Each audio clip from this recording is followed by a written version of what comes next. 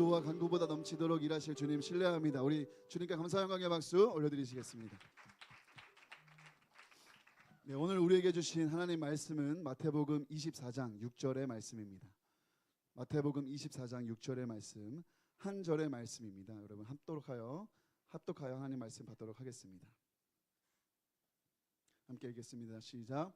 난리와 난리 소문을 듣겠으나 너희는 삼가 두려워하지 말라. 이런 일이 있어야 하되 아직 끝은 아니니라. 아멘. 네, 오늘 말씀을 전해주신 귀한 강사님 소개하겠습니다. 저와는 너무나도 오랜 친구이고요. 또 제가 너무나도 사랑하고 또 존경하는 늘 도전이 되고 걸어가는 모습을 보면 참 많이 배우게 되는 귀한 우리 강사님이십니다. 저기 서울에서 예수가족 침례교회를 담임하고 계시는 정우민 전도사님, 네, 하나님께서 보내주셨는데 나오실 때 보내주신 하나님께 감사하는 마음으로 강사님 환영하는 마음으로 박수로 모시겠습니다.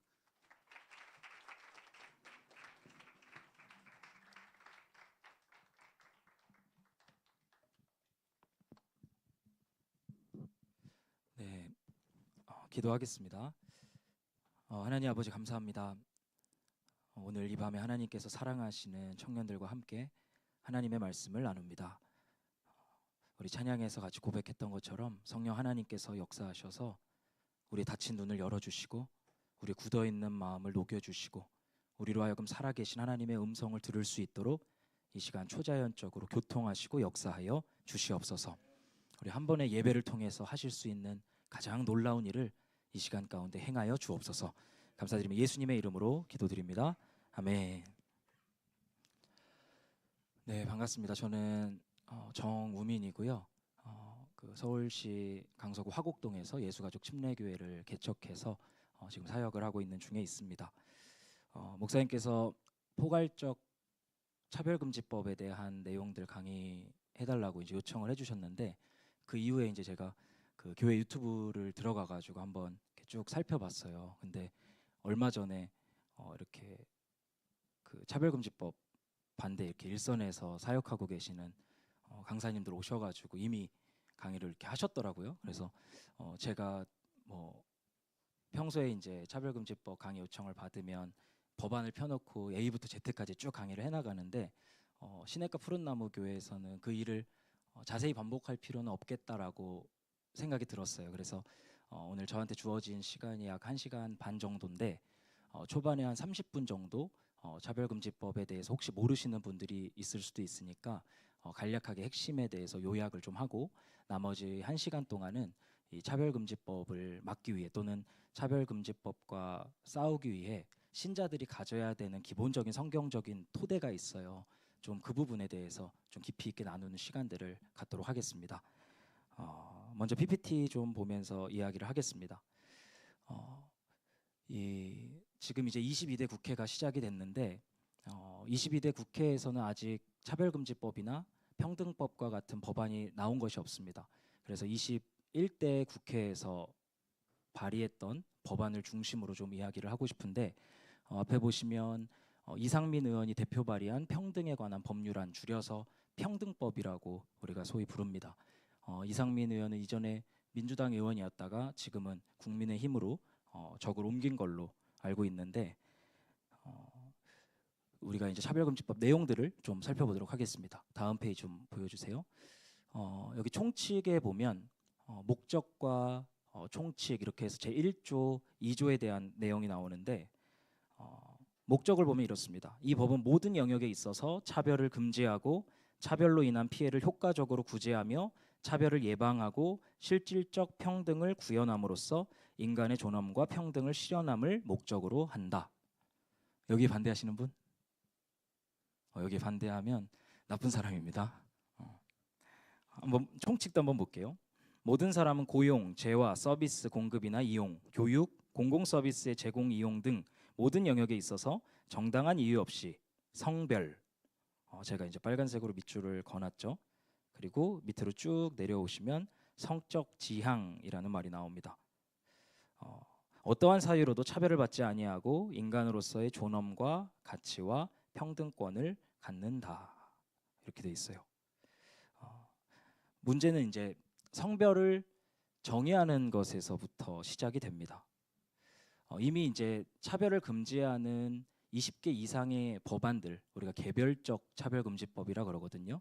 개별적 차별금지법이 존재함에도 불구하고 포괄적 차별금지법이라는 이름으로 법안을 통과시키려고 하는 이유가 이 성별을 정의하는 데 있습니다. 바로 이어지는 내용이에요. 제 3조죠. 우리가 1조 목적, 2조 총칙 봤죠? 그리고 3조에서 본격적으로 이들이 이 법을 통해서 하고 싶은 일들이 드러나는데 1번하고 성별돼 있습니다. 여러분들이 한번 1번 읽어주세요. 시작.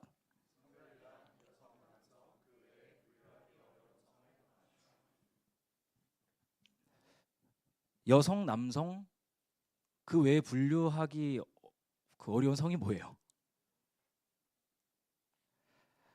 그 외에 분류하기 어려운 성이라는 게 이제 성별을 규정하는 데 있어서 우리가 이제 두 가지 개념을 씁니다. 그 생물학적인 성별을 섹스라고 하고 이제 사회적인 성, 그러니까 내가 스스로 인식하고 규정하는 성, 이거를 젠더라고 부르죠. 그래서 이 젠더의 개념을 성별의 개념으로 이 법적인 근거를 가진 성별의 개념으로 가지고 들어오는 내용이 이런 건데 여기 페이지를 보시면 이렇게 돼 있어요. 지정 성별 이렇게 돼 있고 밑에 assigned sex 돼 있죠. 우리가 잘 알고 있는 그 생물학적인 성별이에요. 남성과 여성이 있고 간성이라고 일종의 장애라고 볼 수 있을 거예요. 간성으로 남자의 성기와 여성의 성기를 동시에 가지고 태어나는 사람들이 종종 있습니다. 그게 이제 우리가 기본적으로 알고 있는 성별인데 이제 맨 위에 보면 성 정체성에서 젠더 아이덴티티라고 얘기를 합니다. 이건 이제 내가 생각하고 내가 규정하는 성에 대한 건데 이 지정 성별, 내 성별하고 생물학적인 성별하고 내가 규정하는 이 멘탈적인 성별하고 같을 경우에 우리가 시스젠더라고 불러요. 제가 이거를 왜 공부해야 되는지는 모르겠지만 우리가 이 시대에서 일어나는 일들이기 때문에 터무니없는 이야기라도 한번 배워볼 필요가 있습니다. 내가 가지고 있는 생물학적인 성별하고 젠더가 같을 때 우리가 그거를 시스젠더라 그러고 그게 다를 때 내가 생물학적으로는 남자예요. 근데 내가 생각할 때 내가 여자예요. 이게 두 개가 안 맞죠? 그럼 뭐라고 부르냐면 트랜스젠더다 이렇게 부릅니다. 그러니까 우리가 트랜스젠더 하면 저희 어렸을 때는 그 하리수 씨가 유명했었고 요즘에는 풍자 씨가 유명을 한데 두 분 다 이제 성전환 수술을 했잖아요.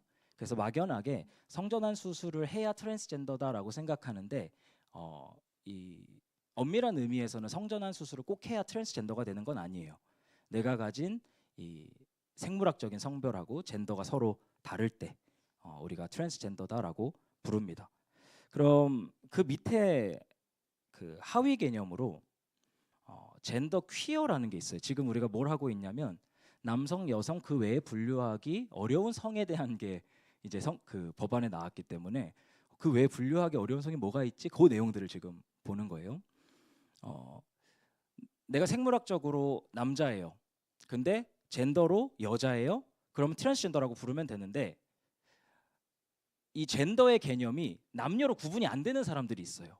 그걸 뭐라 그러냐면 젠더 퀴어라고 부릅니다. 나는 남자지만 내 젠더가 남성과 여성이 혼합된 성별이라고 생각한다. 그럼 뭐라고 한대요? 안드로진이라고 한대요. 그리고 남성도 여성도 아니라고 느끼며 제3의 성 정체성을 가지고 있음. 안드로진과 같이 중성의 개념이나 남성과 여성이 포함되지 않았다는 점에서 차이가 남. 이게 그 없는 거를 설명을 하려 보니까 말이 어려워요. 그걸 뉴트로이스 성별이라고 한답니다. 에이젠더는 뭐래요? 그죠? 글씨가 좀 작아서 안 보이시죠? 어떠한 성별에도 속해 있지 않음. A가 이제 없다라는 뜻이니까 젠더가 없다라는 뜻인데 또 젠더 리스도 있어요. 젠더가 없음. 그래서 참고를 해서 에이젠더는 젠더가 없는 젠더고 젠더 리스는 젠더 자체가 아예 없다고 하는데 이해가 잘 되시는 분은 끝나고 저한테 좀 설명을 해주시면 감사하겠습니다. 그리고 뭐 바이젠더도 있고 트라이젠더도 있고 팬젠더도 있고 젠더 플루이드도 있어서 이 플루이드는 이 액체같이 나의 젠더가 계속해서 바뀌는 사람을 의미한답니다. 아까 우리 위에서 봤던 법안 다시 한번 보여주실래요? 성별이란 여성, 남성 그 외에 분류하기 어려운 성을 말한다. 이와 같은 성에 대해서 이야기를 하고 있는 겁니다. 근데 만약에 어떤 사람이 개별적 차별금지법을 통과시키는데 안드로진 차별금지법이라고 하면 시민들의 호응을 얻을 수 있을까요? 없을까요? 안드로진 차별금지법이 뭐야? 이렇게 될 거 아니에요? 그래서 이제 포괄적 차별금지법이다라고 크게 범주를 만들어 놓고 거기에 이 내용을 넣어서 통과를 시키려고 하는 상황인 겁니다. 아까 위에서 봤던 내용 중에 성적 지향에 대한 부분들이 있었어요. 이건 쉽게 표현을 바꿔보면 성적 취향이에요. 내가 어떤 대상에게 성적인 매력을 느끼는가, 성적인 충동을 느끼는가와 관련된 부분이 성적 지향과 관련된 내용입니다. 이 성적 지향과 관련해서도 내용이 굉장히 많습니다.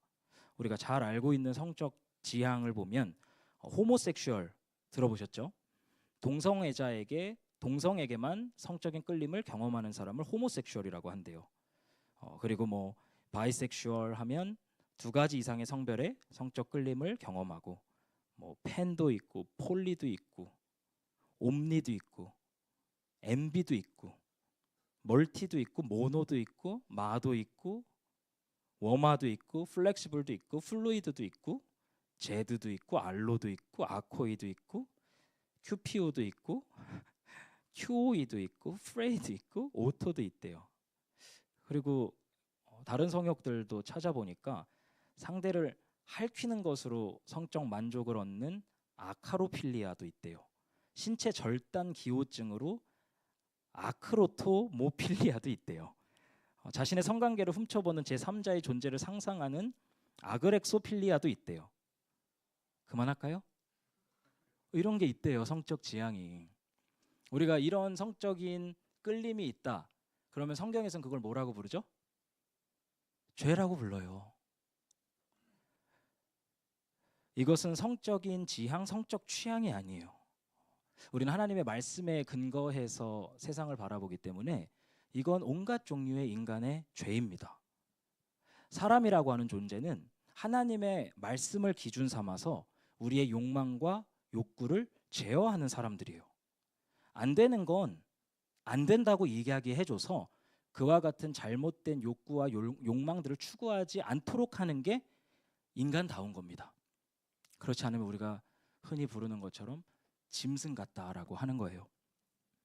여러분들은 성경을 하나님의 말씀으로 믿으세요? 성경이 하나님의 말씀이다. 이거 쉽지 않은 얘기예요. 수천 년에 걸쳐서 수십 명의 저자에 의해서 기록된 엮어놓은 이 책이 하나님의 말씀이다. 그 중에는 뭐 편지도 있는 것 같고 그리고 공상 같은 이야기들도 여기 섞여 있는데 이걸 하나님의 말씀이다 라고 믿는 믿음은 보통 믿음이 아닌 거예요. 여러분들이 이걸 하나님의 말씀으로 믿는다면 성경에 나와 있는 한 단어 한 단어가 하나님의 말씀이라고 믿는 겁니다. 왜냐하면 말이라고 하는 건 단어들이 모여서 문장을 이루고 문단을 이루기 때문에 한 단어가 하나님의 말씀이 아니라면 전체도 하나님의 말씀이 아니게 돼요. 그래서 외부에 있는 사람들이 기독교인들을 볼 때 이해가 안 되는 부분이 뭐냐면 한 절 한 절 한 단어 한 단어에 목숨을 걸어요. 우리가 어떤 규범들을 만들 때 성경에서 뭐라고 하고 있지? 이걸 물어보고 그걸 찾아서 밑줄 긋고 삶으로 그대로 살아가요. 그러니까 사람들이 볼 때 이해가 안 되는 거예요. 그럼 여러분들이 오늘 지금 함께 살펴볼 게 성경에서 허용하는 성적 지향이 무엇인가 이걸 보는 겁니다. 마태복음 5장 28절이에요. 여러분들이 앞에 말씀 보고 한번 읽어주세요. 시작.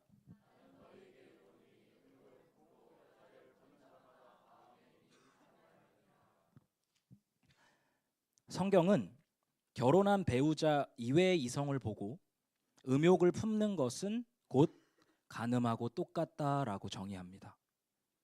이게 하나님의 말씀이에요. 그리고 하나님의 백성들은 이 하나님의 말씀 1.1획을 다 그대로 받드는 이상한 사람들입니다. 죄라는 단어가 헬라어로 하마르티아인데 관역을 벗어난 화살이다, 이런 뜻이에요. 우리가 이 차별금지법 내용들을 보면서 온갖 종류의 성적 지향을 보고 같이 웃었어요. 관역을 벗어난 화살이라서 그랬어요. 하나님의 말씀에서 허용된 성적 지향이 아닌데 온갖 종류의 음욕을 자신의 취향이라고 포장하고 있는 이 상황에 대해서 우리가 같이 웃었습니다. 근데 이 관역에서 벗어나면 다 죄예요. 왼쪽으로 벗어나도 죄고요, 오른쪽으로 벗어나도 죄예요. 50cm 벗어나도 죄고요, 2m 벗어나도 죄예요. 우리가 성경을 믿고 따른다라고 하는 것은 이런 의미입니다. 나는 성적으로 변태적인 이런 성향들을 가지고 있지 않아라고 해서 괜찮지 않다는 거예요. 이 차별금지법과 같은 강의들을 하게 되면 이 세상이 얼마나 악한지 우리가 팔짱 끼고 판단하는 자리에서 이와 같은 내용을 소화할 때가 너무나 많아요. 아니요, 그렇지 않아요. 하나님의 백성들 또한 우리가 성경 말씀에서 이 화살이 관역을 벗어난 거 아닌지 이 부분들을 면밀하게 살펴보는 시간으로 이 시간들을 활용하기를 원합니다. 그러면 이와 같은 성에 대해서, 성적 지향에 대해서 다루고 있는데 차별이란 무엇인가? 이 사람들을 차별한다라는 게 어떤 내용인가? 법안의 내용들을 한번 보겠습니다. 7번 괴롭힘이란이라고 되어 있는데요. 여러분들이 한번 큰 목소리로 같이 읽어주세요. 시작. 괴롭힘이란 특정 개인이나 집단에 의하여 다음 각 목의 어떤 행위에 해당하는 행위로 신체적, 정신적 고통을 주는 경우를 말한다. 네, 가 적대적, 위협적 또는 모욕적 환경을 조성하는 행위. 나 수치심, 모욕감, 두려움 등을 야기하는 행위. 다 멸시, 모욕, 위협 등 부정적 관념의 표시 또는 선동 등의 혐오적 표현을 하는 행위. 이해하기 쉽게 말을 이어붙여 보면 부정적 관념을 표시함으로써 어떤 대상에게 수치심이나 모욕감이나 두려움을 주게 되면 그 자체로 차별이 된다, 이런 식으로 정의를 하고 있는 겁니다. 우리가 위에 살펴봤어요. 남성, 여성, 그 외에 분류할 수 없는 성별. 이거에 대해서 부정적인 관념을 표시함으로써 어떤 사람이 주관적으로 수치심과 모욕감과 두려움을 느꼈다고 주장을 한다면 그게 차별이 돼서 이 법안의 근거에서 법적인 제재를 받게 된다라는 게 이 법의 핵심인 거예요. 바로 이어서 가겠습니다. 그럼 법적인 제재라고 하면 어떤 법적인 제재를 받는 것인가? 저도 이제 이 내용들을 살펴보면서 사실은 조금 황당했어요. 목회자가 성경을 보고서 설명을 해줘야 되는데 이 시대는 목회자가 성경만 봐서는 안 되고 제가 법안을 1장부터 끝장까지 몇 번을 집중해가지고 정독을 하고 있더라고요. 이 내용들을 보면 여기에 손해배상과 관련된 부분이 있습니다. 제 36조예요. 이 법의 규정을 위반하여 타인에게 손해를 가한 자는 그 피해자에 대하여 손해배상의 책임이 있다. 이 법의 규정을 위반한 행위로 인하여 손해가 발생한 것은 인정되거나 차별행위 피해자가 재산상 손해를 입증할 수 없는 경우에는 차별 행위를 한 자가 그로 인하여 얻은 재산상 이익을 피해자가 입은 재산상 손해로 추정한다. 이런 말이죠. 어떤 사람이 이 사람의 차별적인 언행 때문에 제가 손해를 봤습니다라고 제소를 하게 되는 거예요. 근데 그 손해의 내용을 스스로 이렇게 증명을 해야 되는데 그걸 못 하는 거예요. 그럼 어떻게 한대요? 차별 행위를 한 자가 그로 인하여 얻은 재산상의 이익을 재산상의 손해로 추정하겠대요. 4번이에요. 차별 피해자에게 손해가 발생하고 해당 차별 행위자가 이 법에서 금지한 악의적인 차별로 인정되는 경우 법원은 그 손해액의 3배 이상 5배 이하에 해당하는 범위에서 손해배상액을 정할 수 있다. 다만 배상액의 하한은 500만 원으로 한다. 그러니까 최소 500만 원부터 시작을 하고 어떤 손해를 봤다라고 주장하는 사람의 그 액수의 3배에서 5배에 달하는 손해배상을 해야 되는 그런 법입니다. 지금 우리가 살고 있는 이 대한민국에서 일어나고 있는 일들이에요. 한번 실제로 어떤 일들이 일어날 수 있는지를 좀 추정을 해보겠습니다. 다시 2조의 총칙을 보게 되면 차별을 금지하는 4가지 영역을 특정을 하고 있어요. 첫 번째는 고용이고요. 두 번째는 재화와 서비스를 공급하거나 이용하는 데 있어서, 세 번째는 교육기관에서 교육을 할 때, 그리고 공공서비스, 행정서비스를 이용하는 그 부분에 있어서 특정을 해가지고 차별을 금지한다라고 말하고 있습니다. 한번 고용하고 교육에 대한 부분만 짧게 생각을 해볼게요. 예를 들어서 교회나 신학교에서 목회자를 세우고 직원을 고용하려고 할 때 성경적인 기준에 따라서 동성애자를 배제하게 되면 불필요한 법적인 공방이 생길 수 있는 겁니다. 그리고 위에서 봤던 대로 징벌적인 손해배상 최소 500만 원이라고 하는 금액을 지출해야 될 위험 가운데 노출되게 되는 거예요. 교회는 당연히 특별한 종교적인 기관이기 때문에 내규를 가지고 있어요.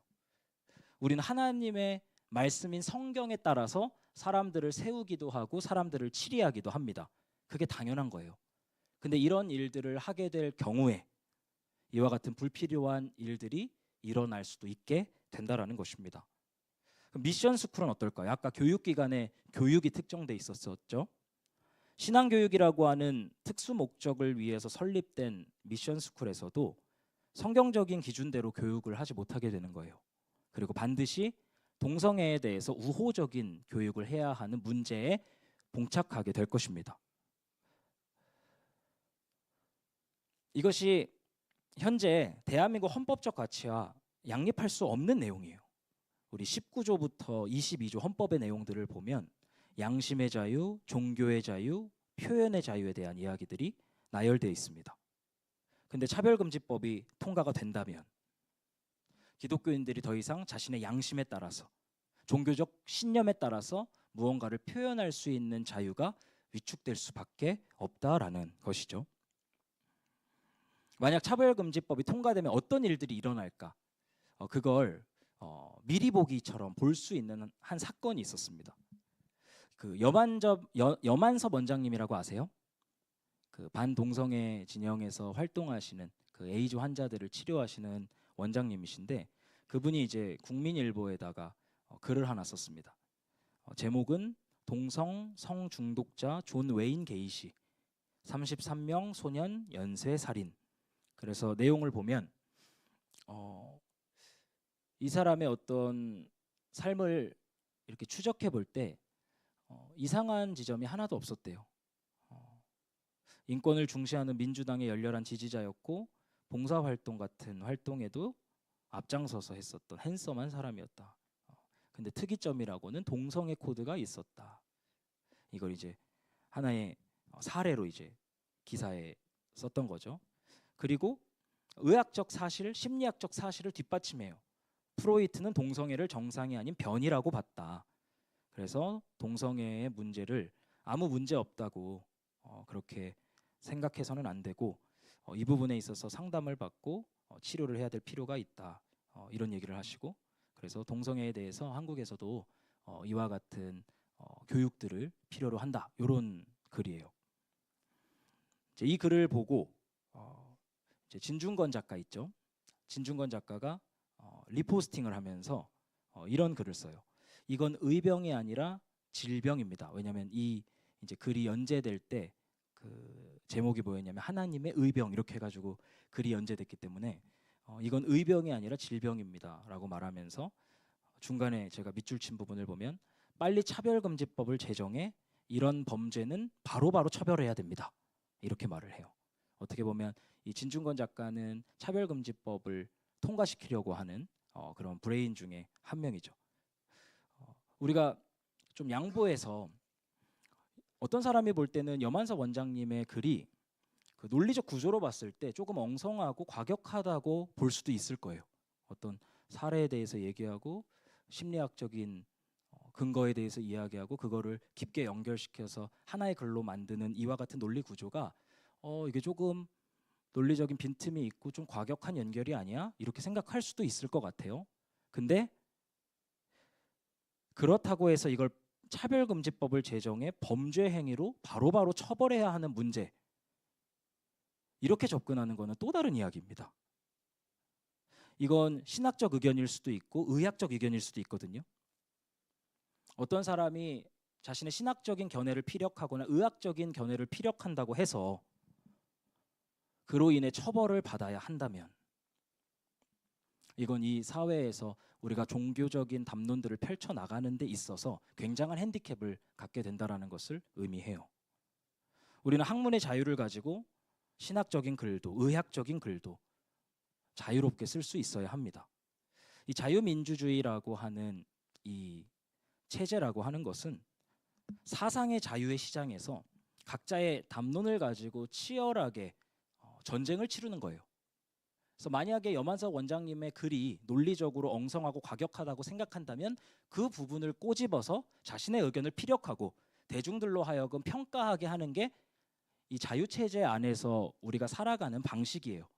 근데 동성애와 관련해서는 재갈을 물려서 아무 말도 하지 못하게 한다라고 하는 법이 차별금지법이기 때문에 문제가 될 수 있다라는 것입니다. 제가 딱 30분 동안 차별금지법에 대한 이야기를 나눴습니다. 이 정도면은 이해가 되시죠? 혹시 부족하다고 느끼시면 여러분들 교회 유튜브 채널에 가셔가지고 보니까 무슨 방파제였죠?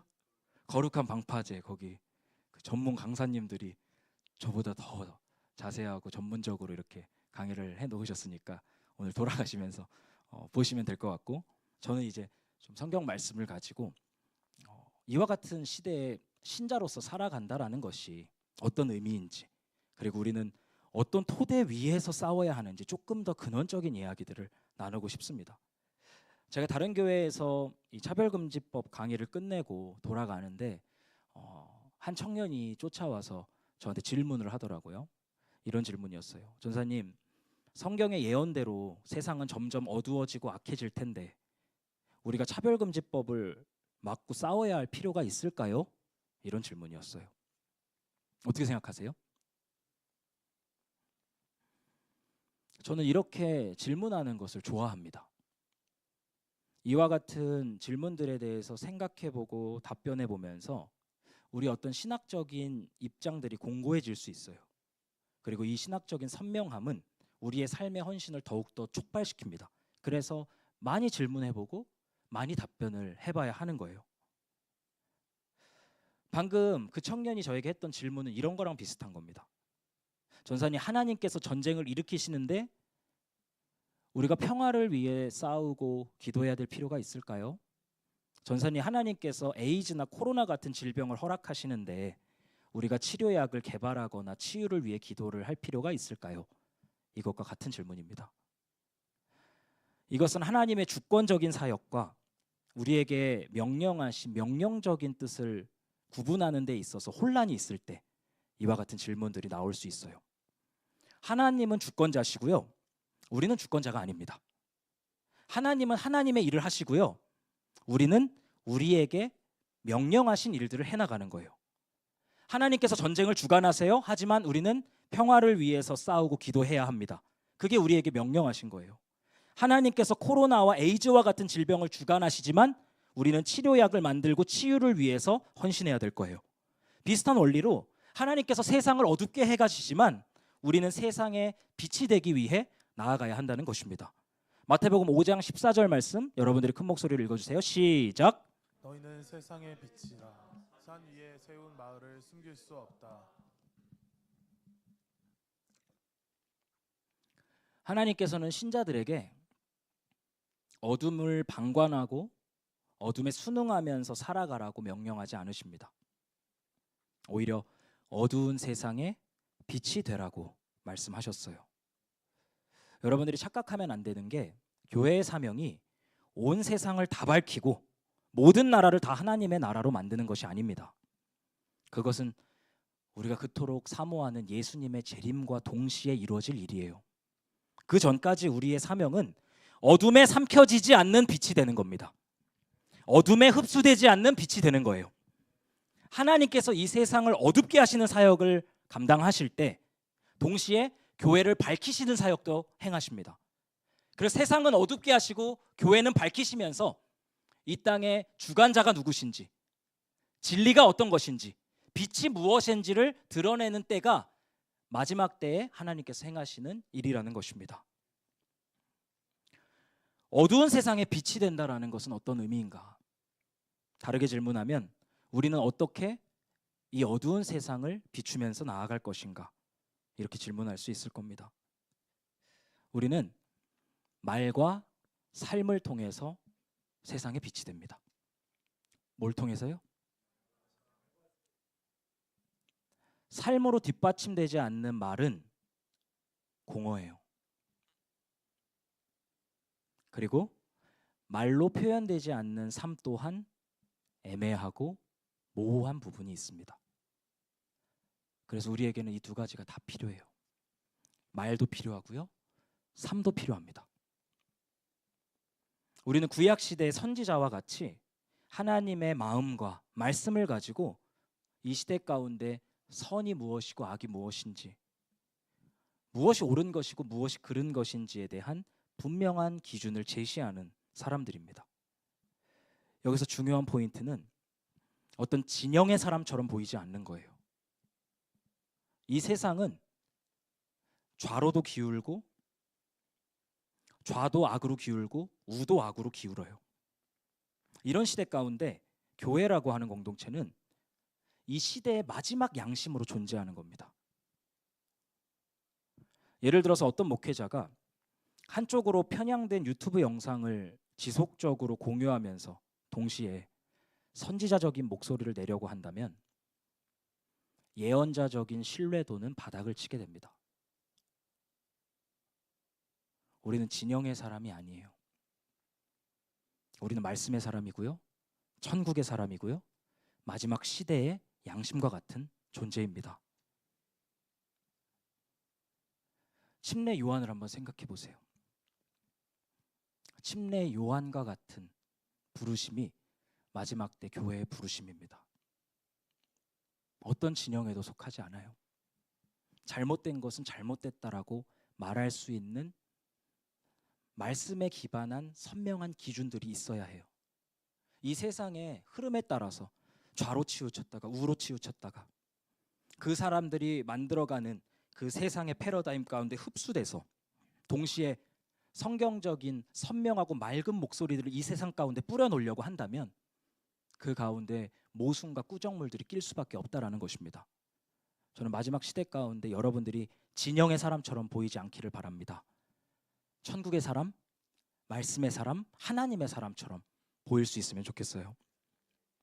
이렇게 우리가 말과 삶을 일치시키면서 나아갈 때 악으로 창궐한 이 세상 가운데서 삼켜지지 않는 불, 흡수되지 않는 빛으로서 하나님 나라의 통치를 확장해 나갈 수 있을 겁니다. 그 다음 보고 싶은 내용은 한번 따라해 보세요. 악한 지도자와 악법을 과도하게 두려워하지 말라. 제가 요즘 교회 모습들을 보면 악한 지도자와 악한 법의 통과를 과도하게 두려워하는 것처럼 느껴집니다. 여기서 과도하다라는 말의 의미는 제가 주관적으로 느낄 때 그렇다는 말이 아니에요. 성경에서 말하는 신자의 두려움의 정도를 넘어서서 두려워한다라는 뜻입니다. 어떤 분은 이렇게 질문하실 수도 있을 거예요. 전사님, 악한 지도자와 악법이 교회와 다음 세대에 얼마나 파괴적인 영향을 주시는지를 알고 이런 말씀을 하시는 겁니까? 저도 알고 있습니다. 그 모든 것들을 감안하고 성경에 기대서 말씀드리는 거예요. 마태복음 24장 5절부터 8절까지 말씀 제가 앞에 띄워드릴 텐데 글씨 읽지 마시고 이 내용들 하나하나 마음 가운데 새기면서 한번 읽어보세요. 시작. 많은 사람이 내 이름으로 와서 말하기를 내가 그리스도이다 하면서 많은 사람을 속일 것이다. 또 너희는 여기저기서 전쟁이 일어난 소식과 전쟁이 일어나리라는 소문을 들을 것이다. 그러나 너희는 당황하지 않도록 주의하여라. 이런 일이 반드시 일어나야 한다. 그러나 아직 끝은 아니다. 민족이 민족을 거슬러 일어나고 나라가 나라를 거슬러 일어날 것이며 여기저기서 기근과 지진이 있을 것이다. 그러나 이런 모든 일은 진통의 시작이다. 마지막 때는요, 모든 질서가 깨지는 시대입니다. 교회 안에서는 진리의 질서가 깨져서 미혹이 창궐해져요. 국가 간에는 평화의 질서가 깨져서 우리가 지금 눈으로 보고 있는 것처럼 전 세계가 전쟁이 일어났다라는 소식과 일어날 거라는 소식으로 가득 덮여갑니다. 그리고 자연 질서마저 깨지면서 기근과 지진이 온 땅을 덮게 될 거다라고 예언하고 있습니다. 제가 마태복음 24장을 읽고 설교하면서 가장 오해되는 본문이다라는 생각을 했어요. 이런 일이 있을 건데 내 백성인 너희들은 이 음성을 들어야 한다라고 말씀하시거든요. 근데 사람들의 관심이 그 예수님의 음성에는 관심이 없어요. 어디에만 관심이 있냐면 이런 거예요. 전쟁이 일어났대. 전쟁이 일어날 거래. 지진과 기근이 일어났대. 일어날 거래. 교회가 타락했대. 사역자들이 넘어졌대.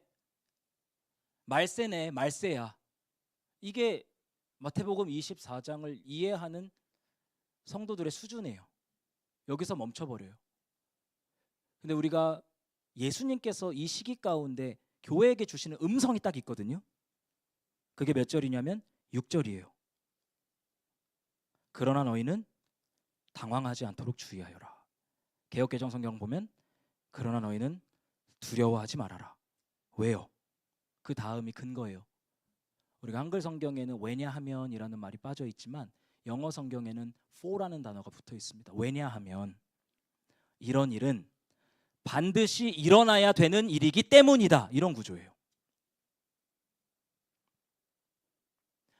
교회가 미혹으로 덮여가고 온 세상이 전쟁으로 덮여가고 지진과 기근, 자연 질서가 깨지는 이 일은 내 주권 안에서 반드시 일어나야 되는 일들이다. 그러니 내 백성인 너희들은 두려워하지 말아라.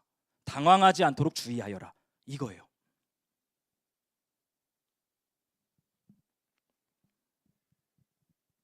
계시록 22장 13절 말씀을 보면 하나님의 자기 선언이 나옵니다. 나는 알파며 오메가요. 처음이며 마지막이요. 시작이며 끝이다. 하나님께서 알파요 오메가가 되려면 이게 헬라어에서 A하고 Z예요. 또 Z라 그러면 뭐라 하시니까 Z예요. 알파요 오메가, 처음이며 마지막, 시작과 끝이 되시려면 중간에 일어나는 모든 일들을 자신의 뜻대로 통제할 수 있어야 돼요. 만약 중간에서 삐끗해서 어긋난다면 시작이라고 말씀하실 수 있지만 끝이라고는 말씀을 못 하실 거예요. 지금 하나님의 이 자기 선언은 내가 처음부터 끝까지 중간에 일어나는 모든 과정을 완벽하게 통제하고 있으니 두려워하지 말라라고 말씀하시는 겁니다. 내 백성은 들어라. 내가 여전히 모든 것을 완벽하게 통제하고 있으니 어떤 상황이 와도 두려워하지 말아라. 교회가 완전히 타락하는 것 같고 포탄과 총알이 눈앞에서 빗발치고 하늘이 무너지는 것처럼 느껴질 때에도 여전히 내가 모든 것을 다스리고 있으니 두려워하지 말아라. 이렇게 말씀하시는 겁니다. 성경에는 이 시대와 같이 악한 정부가 승리하고 악한 법들이 세상을 장악해서 악이 승리하는 것처럼 느껴질 때가 많이 나옵니다. 하지만 동시에 하나님의 통치가 여전히 동작하고 있음을 덧붙여서 말씀하고 있어요. 제가 두 가지 사례를 보여드릴 텐데요. 이 성경 말씀을 여러분의 마음 가운데 확실하게 각인하시고 어떤 정부가 세워지고 어떤 악법이 통과되더라도 이 말씀을 기억하면서 두려워하지 않기를 바랍니다.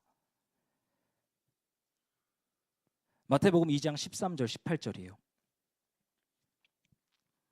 헤롯이 아기를 찾아서 죽이려 하니 일어나서 아기와 그 어머니를 데리고 이집트로 피신하여라. 그리고 내가 너에게 말해줄 때까지 거기에 있어라.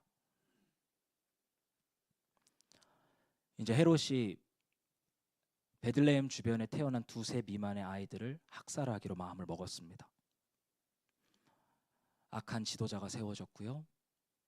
악한 법이 시행되기 직전이에요. 그때 하나님은 무슨 일을 하고 계실까? 요셉이 일어나서 밤사이에 아기와 그 어머니를 데리고 이집트로 피신하여 헤롯이 죽을 때까지 거기에 있었다. 이것은 주님께서 예언자를 시켜서 말씀하신 바 내가 이집트에서 내 아들을 불러냈다 하신 말씀을 이루려는 것이었다. 헤롯이라고 하는 악한 지도자가 세워져서 예수님을 죽이려는 시도를 하려고 하고 있을 때 성경은 하나님께서 주무시고 계시다고 말하지 않아요. 뭐라고 얘기하냐면 호세아에서 나타난 호세아서 11장 1절이 이 악한 계획 가운데 성취되었다. 이렇게 말씀하고 있습니다. 이어지는 내용이에요. 헤롯은 박사들에게 속은 것을 알고 몹시 노하였다. 그는 사람을 보내어 그 박사들에게 알아본 때를 기준으로 베들레헴과 그 가까운 지역에 사는 2살짜리로부터 그 아래 사내 아이를 모조리 죽였다. 이리하여 예언자 예레미야를 시켜서 하신 말씀이 이루어졌다. 차별금지법 정도가 아니에요. 무슨 법이냐면 베들레헴 주변에 있는 2살 미만의 아이들을 전체 다 학살하는 학살법이 통과가 됐습니다. 그리고 그것이 시행됐어요. 그때 그 당시 하나님을 믿었던 많은 사람들이 우리와 같은 의문을 가졌을 겁니다. 이런 악한 지도자가 세워지고 악한 법이 시행될 때 하나님은 무엇 하고 계신가? 하나님은 어디 계신가? 성경이 그에 대해 답변하는 거예요. 하나님은 여전히 모든 것을 완벽하게 통제하고 계신다. 한치의 오차도 없이 하나님의 뜻들이 이루어지고 있다. 그래서 하나님은 결국 처음이고 마지막, 시작과 끝이라는 자기 선언을 이루실 것이다. 이 말을 하고 있는 게 이 본문에서 우리에게 가르치고 있는 겁니다. 이런 말씀을 읽으면서 하나님의 백성들은 신이 나야 돼요. 악한 지도자가 악한 법을 통해서 자기의 뜻을 이루면서 악이 승리를 이루어가는 것처럼 느껴질 때에도 결국 누구의 뜻이 이루어지죠? 악한 자의 뜻은 다 실패합니다. 그 가운데 하나님께서 계획하신 일들만 이루어져요. 악한 지도자와 그와 관련된 모든 사람들은 하나님의 손바닥 안에 있어요. 이게 악인들에게 가장 절망스러운 소식이고 의인들에게 있어서는 두려워하지 않을 이유가 됩니다.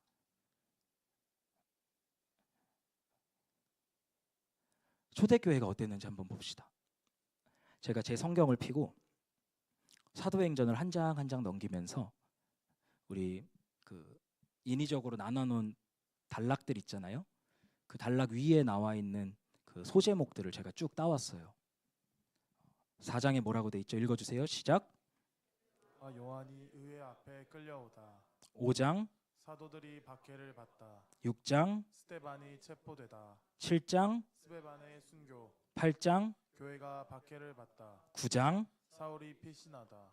12장, 야고보의 순교와 베드로의 투옥. 16장, 바울과 신라가 갇히다. 21장, 바울이 체포되다. 22장, 바울을 고소하다. 24장, 바울이 감옥에 갇혀 지내다. 27장, 바울이 바다에서 폭풍을 만나다. 28장 22절을 읽어주세요. 시작. 이 종파에 대하여 우리가 아는 것은 어디서나 이 종파를 반대하는 소리가 높다는 것입니다. 여러분들이 읽는 성경과 이 시대를 바라보는 눈을 일치시켜야 돼요. 제가 처음에 이렇게 말씀드렸습니다.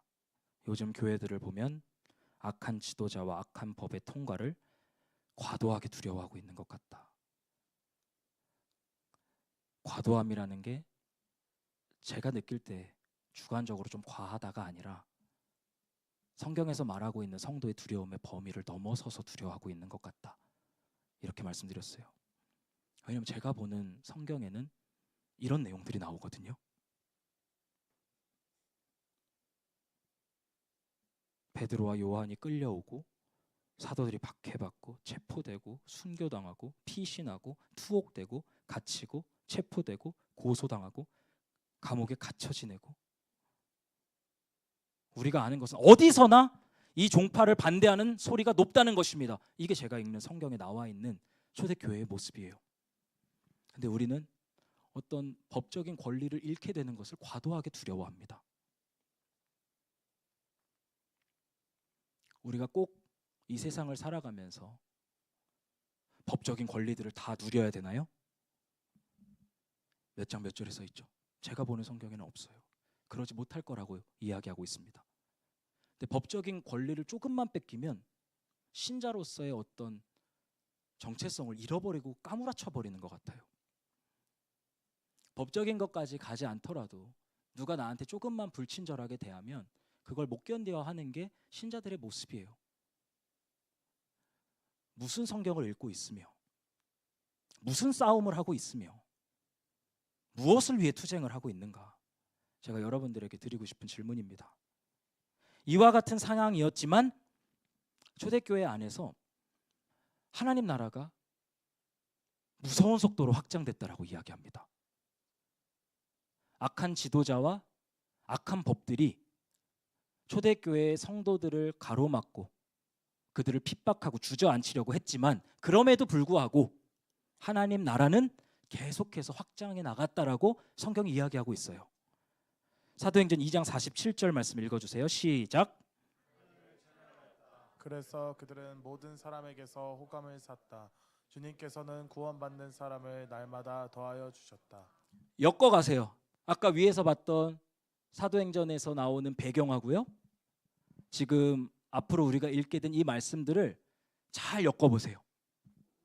사도행전 6장 1절 말씀도 한번 읽어주세요. 시작. 이 시기에 제자들이 점점 불어났다. 그런데 그리스 말을 하는 유대 사람들이 히브리 말을 하는 유대 사람들에게 불평을 터뜨렸다. 네, 여기까지요.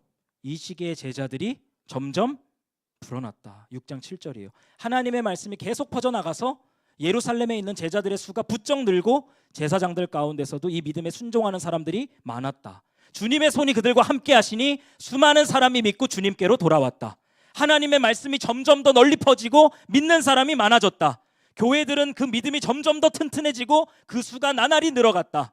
이런 일을 이태 동안 하였다. 아시아에 사는 사람들은 유대 사람이나 그리스 사람이나 모두 주님의 말씀을 듣게 되었다. 이렇게 하여 주님의 말씀이 능력 있게 퍼져나가고 점점 힘을 떨쳤다. 악한 정부와 악법에도 불구하고 하나님의 능력으로 하나님의 나라가 확장돼 가고 있습니다. 우리는 균형을 잘 잡아야 돼요.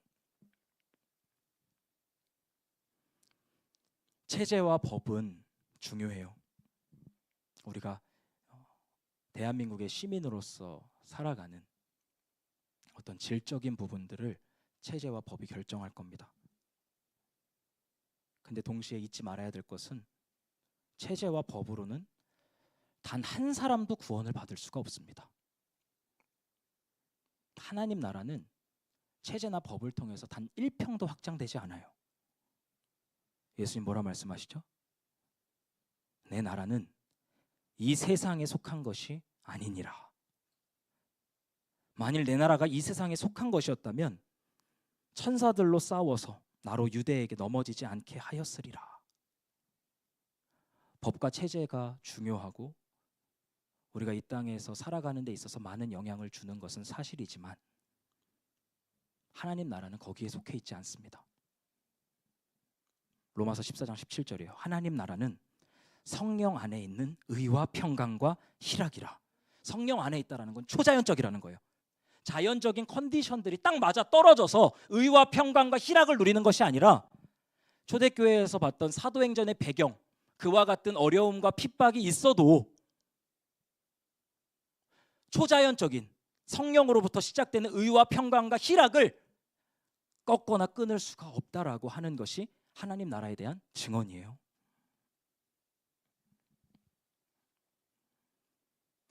존 파이퍼 목사님께서 그리스도인들은 자격을 갖춘 정부를 필요하지 않는다라는 칼럼 하나를 쓰셨는데 제가 그 부분들을 좀 인용해 보려고 합니다. 존 파이퍼 목사님은 이게 언제 쓰여진 칼럼이냐면 예전에 이제 지난 대통령이 미국 대통령이 누구죠? 조 바이든 그때 그 첫 번째 바이든과 그 트럼프의 그 대결 때 썼던 칼럼이에요. 이 존 파이퍼 목사님이 이제 민주당에서 주장하고 있는 어떤 동성애의 우호적인 정책들, 또 낙태와 관련된 정책들 때문에 민주당에도 표를 줄 수 없고, 동시에 트럼프가 가지고 있는 어떤 개인적인 특성들 때문에 트럼프에게도 표를 줄 수가 없어서 기권을 하면서 이 칼럼들을 남기신 건데, 제가 한국 정치 상황을 가지고 오면 다소 감정적으로 힘들어하실 수 있는 부분이 있으니까 이전에 있었던 그 미국 대선 첫 번째 트럼프가 당선됐을 때의 이야기예요. 그러면은 그때 트럼프가 누구랑 경쟁해서 승리했던 거죠? 첫 번째는 힐러리랑의 경쟁이었죠. 그때 나왔던 얘기입니다. 제가 한번 읽어드릴게요. 내가 앞서 언급한 리더십의 자질들을 공직의 리더가 갖춰야 할 덕목이라는 점에서 트럼프가 미국의 대통령으로서 자격 미달이라고 생각한다. 하지만 그럼에도 불구하고 트럼프는 대통령으로 취임했다. 그리스도인에게 이러한 결과는 놀라운 현상이 아니다. 기독교는 트럼프 행정부보다 훨씬 더 열악한 리더십 아래서도 생명을 낳고 부흥했다. 살인자 헤로당, 수많은 기독교인을 박해하고 죽인 네로왕, 이들이 존재했지만 이 세상에 속하지 않았던 우리의 왕 대신 예수님의 능력과 구속의 힘을 믿는 신앙과 믿음을 꺾을 수는 없었다. 예수 그리스도가 죽음과 부활을 통해 이 세상에 나타내신 그 능력은 인간의 시각에서 봤을 때 자격이 충분히 갖춰진 정부의 힘과는 전혀 별개의 힘이었다. 그리스도인의 믿음과 열매 맺는 삶을 위해 교회가 집권당의 정치 성향을 연결시키는 것이 필수적이지 않은 이유가 바로 이것이다. 오히려 때론 이러한 연결이 예수님의 가르침을 왜곡시키는 사례가 더 많다. 특히 세상의 미련한 것들을 택하사 지혜 있는 자들을 부끄럽게 하시는 예수님의 방법과 상반될 때가 많으며, 언론과 부와 민법의 싸움을 통해 하나님 나라가 이루어지지 않는다. 예수님을 따르는 제자라면 아메리칸 퍼스트라는 슬로건을 따라가서는 안 된다. 우리의 첫 충성은 예수님께로 향해야 하며 성령의 감동으로 적혀진 성경 말씀을 좇아 살아야 한다. 우리가 따라야 할 서약은 바로 하나님께 있지 미국의 헌법이 아니다.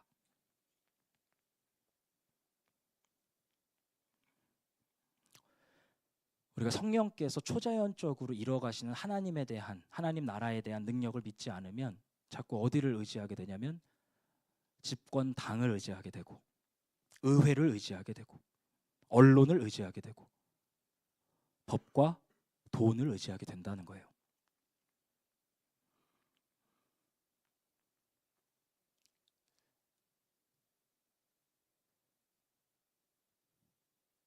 우리가 성경에서 이야기하고 있는 신자의 모습, 신자의 멘탈리티, 신자의 삶의 태도와 자세, 신자의 기도를 회복할 때가 저는 바로 지금이라고 생각합니다.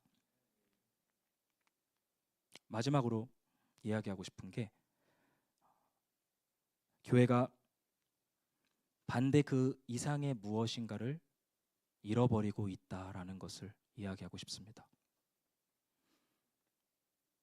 여러분들이 너무 잘 들어주셔서 진도가 엄청 빨리 나갔어요. 그래서 벌써 마지막 대지까지 와서 제가 당황스러운데 10시에 딱 끝낼 수 있을 것 같습니다. 제가 아까 김혜세 목사님하고 대화를 했는데 언제 끝나냐, 그러니까 10시 반에 끝내도 괜찮다 그러시는 거예요. 근데 약간 오버하신 건가요? 아니면 사실인가요? 맞아요? 그래서 아니 내일 학생들은 학교도 가야 되고 회사원들은 출근도 해야 되는데 괜찮냐? 그러니까 우리 교회 청년들은 괜찮다. 그래서 이게 제가 맞나? 그 몇 시에 끝나요? 좀 맞춰서 끝내보려고 하는데 몇 시에 끝나죠? 10시 맞죠? 네. 그러면 제가 좀 멀리서 왔으니까 뭐 멀다고 해서 뭐 지방에서 온 건 아니지만 어쨌든 그 항상 오는 사람이 아니니까 10시까지 딱 강의하고 우리 찬양한 거 같이 하고 기도도 하고, 그래서 10시 15분에 딱 끝내면 어떨까요? 괜찮으세요? 저처럼 이렇게 회중의 눈치를 살피는 설교자도 드물어요. 저는 저희 교회에서도 5분 안에 끝낼 거예요 이러고서 계속 말하고 그런 타입인데, 오늘은 약속을 꼭 지키도록 하겠습니다. 요즘에 이제 교회 이미지가 광장에서 반대를 주창하는 사람들의 집단처럼 굳어지는 것 같아요.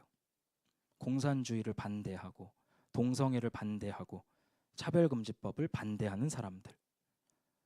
제가 아까 차별금지법에 대해서 설명했지만 저는 이 부분이 굉장히 중요하다고 생각하는 사람이에요.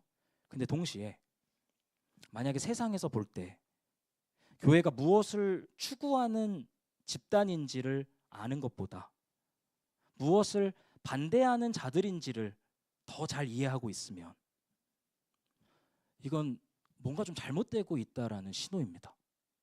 저는 그 신호가 자꾸 잡혀요. 십계명을 보면요, 여러 가지 반대, 여러 가지 금지에 대한 명령들이 있어요. 제가 성경 퀴즈 하겠습니다. 제 7계명이 뭐죠? 갑자기 물어보면 대답하기 어려워요. 간음하지 말라예요. 제 7계명이 간음하지 말라인데 왜 하나님께서 이와 같은 명령을 주셨을까? 하나님께서는 지키고 싶으신 게 있으세요. 뭐냐면 결혼의 영광과 아름다움이에요. 간음이라고 하는 게 하나님께서 만드신 결혼의 목적과 디자인을 처참하게 부숴버리는 킬러이기 때문에 하나님께서는 이와 같은 금지의 명령을 주심으로써 자신의 작품을 보호하고자 하신 겁니다. 하나님의 형상으로 지음받은 남녀가 사랑 안에서 서로의 차이와 다름을 상호 보완적으로 녹여내면서 온전히 하나가 되는 것. 이게 하나님께서 그리고자 하는 결혼의 영광이었어요. 근데 간음이 이걸 망가뜨려요. 그리고 그로 인해 자녀들이 상처를 받아요. 그래서 하나님께서 금지의 명령을 주시는 겁니다. 금지 자체의 목적이 없어요. 하나님께서는 우리를 모은 지키고 모은 지키지 말고 이런 식의 사람들로 만들기 원하지 않으십니다. 하나님의 형상으로 지음받아서 더 깊게 살아가는 하나님의 사람이 되기를 원하세요. 우리가 차별금지법에 대해서 알고 반대하는 것도 중요한데요. 성경적인 성과 결혼이 무엇인지 알고 추구하는 것은 이거보다 훨씬 더 중요합니다. 교회는 성경적인 가르침이 옳을 뿐만 아니라 아름답다라는 것을 보여줄 책임이 있는 사람들입니다. 하나님의 말씀은요, 옳기만 한 게 아니에요. 그렇게 할 때 아름답습니다. 제가 결혼에 대한 패러다임이 전환된 때가 있었어요. 제가 이제 제 아내와 대학교 1학년 때 이제 만나서 7년 연애를 하고 군대 이제 전역하는 그 해에 결혼을 했는데, 이제 군대 가면서도 이 사람하고 이제 결혼을 해야 되는데 나 이제 전도사 월급 60만 원이고 차비 좀 쓰고 그 학생들 떡볶이 좀 사주면 남는 돈 하나도 없고 이런 상황이었거든요. 근데 이제 그때 그 군대에 가게 됐어요. 그래서 훈련소에서 여러 이제 동생들이죠. 저는 대학을 졸업하고 군대에 갔으니까 여러 이제 동생들을 만났는데 그 같은 훈련병들 중에 동거하는 친구들이 꽤 많은 거예요. 그래가지고 이제 저는 결혼에 관심이 있으니까 동거하는 애들한테 이제 물어본 거예요. 너 어떻게 동거를 하냐? 그러니까 이제 그 친구들이 그게 무슨 말이냐? 어떻게 동거를 하다니? 그냥 하지. 그래서 아니 이 사회적인 눈총도 있을 거고 뭐 많이 동거가 흔해졌다고는 하지만 그래도 어떤 사회적인 인식이 좋지 않을 거고 그리고 돈도 필요하고 할 텐데 그거 어떻게 하냐고 제가 물어보니까 그 친구가 딱 명쾌하게 답을 해주더라고요. 형 500에 30에서 그냥 시작하면 돼. 저 진짜 그게 하나님의 음성처럼 들렸어요.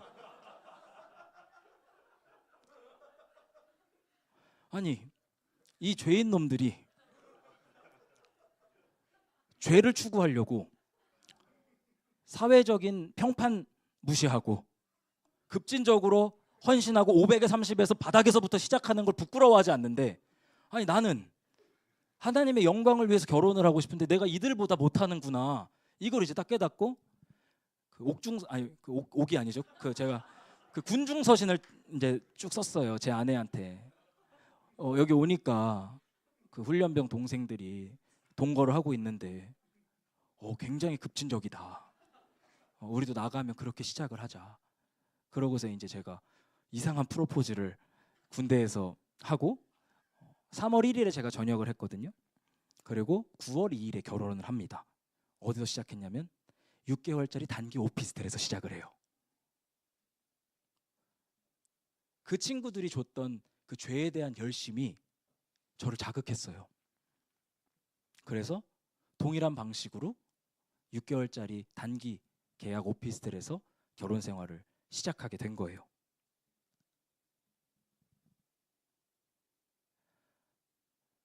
우리가 성경적인 결혼을 추구하자. 하나님의 뜻이 무엇인지 정확하게 규정을 하고 그 안에서 믿음으로 소망을 품고 급진적으로 순종하면서 나아갈 때 하나님의 뜻이 옳을 뿐만 아니라 아름답다라는 걸 이 세상 가운데 보여줄 수 있을 거다. 우리 그거에 헌신하자. 이게 이제 저희 두 사람의 소망이었어요. 제가 장인 장모님께 그 허락을 받으러 갔을 때 어떻게 살려고 하냐 물어보시더라고요. 제가 그랬어요. 6개월짜리 단기 오피스텔이 있습니다. 그 다음은 어떻게 할 거냐? 그 다음에 하나님께서 인도해 주실 겁니다. 납득이 잘 안 됐어요. 그래서 이제 제가 한마디 덧붙였어요.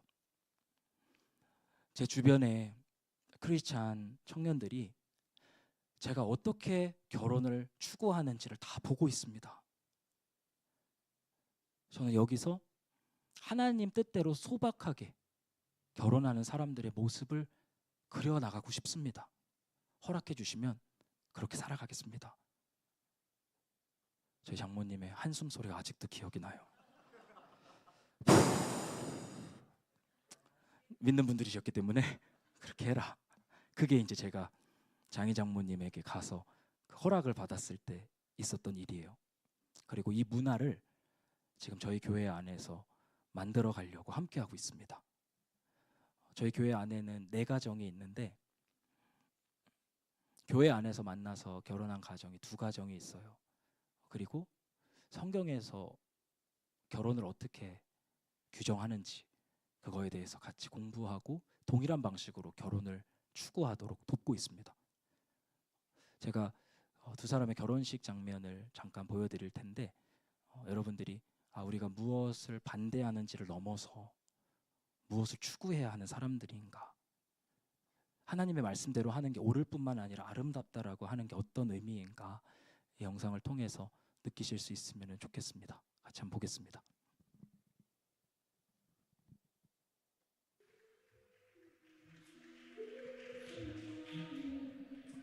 네, 소리 좀 크게 켜주세요. 오늘 제 앞에 있는 두 사람은 성경책 위에 결혼을 세우려고 하는 사람들입니다. 그렇게 이곳에 앉아 계신 하객분들이 앞에서 하는 말을 다 이해하기 어려우실 수도 있습니다. 그 이유는 성경의 가르침과 이 세상의 가르침이 서로 너무나 다르기 때문입니다.